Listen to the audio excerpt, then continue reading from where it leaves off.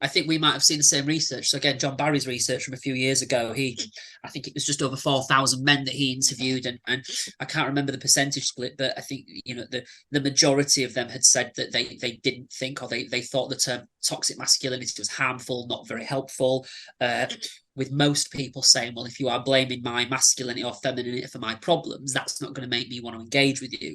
And I've certainly worked with a number of boys and men where they saw a previous therapist or a previous professional of some sort who said things like, well, because you're part of the patriarchy, how can that help you overcome your abuse?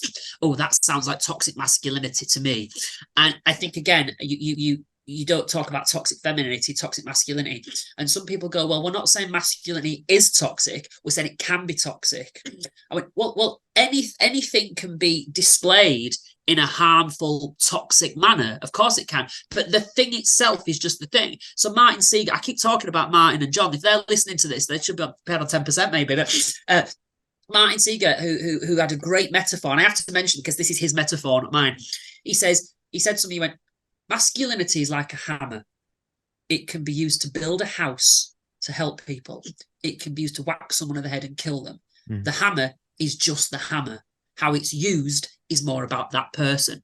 And that's very similar. The masculinity is just the masculinity. How elements of that are displayed or used doesn't mean the masculinity is bad.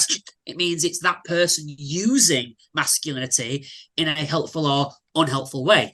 So then it leads to the question, well, what actually is masculinity? And that might be a very interesting question. For me, I think it's a lot of it starts with biology, it's influenced by environment, all of that. And it's those traits, it's those behaviors, it's the archetypes that are on average, generally speaking, boys and men.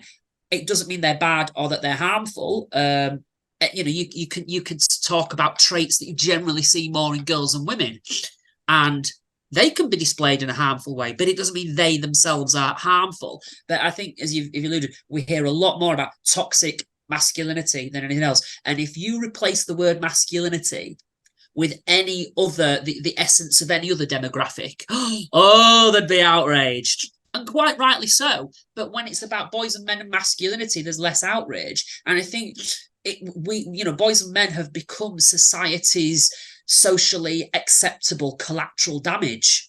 And we're not.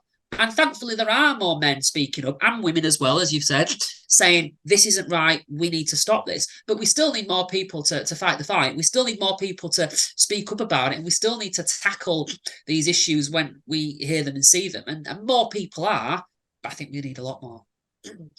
Yeah, I mean, the toxic masculinity phrase implies that if you have masculine energy, you are inherently toxic and there's nothing you can do about it. And that messaging is like extremely harmful, because the people who are hearing that are the young people who are on TikTok, the Gen Z people who are very impressionable on TikTok. And if I'm like 10, 11, 12, 13, 14, which I don't think they should have a smartphone anyways, but that's a whole nother subject, are hearing this and they think to themselves, oh, I'm a young boy, so I'm inherently bad.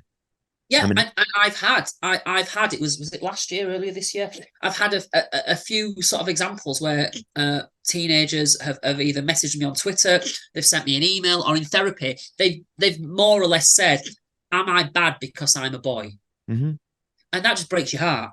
Yeah, it does. Why would you ask that? My teacher said this, or my auntie said this, or I saw this on the news, or there was this thing, and all of that. And I'm like, right, okay. Well, and ultimately, even those people that say, well, when we say toxic masculinity, we don't mean all masculinity is bad. I went, all right, well, if you don't, even then, the fact that it's used so often, rightly or wrongly, boys are hearing, my masculinity is bad. My masculinity is part of who I am. It contributes to my identity. So that means I am bad. There's something in me that's inherently bad.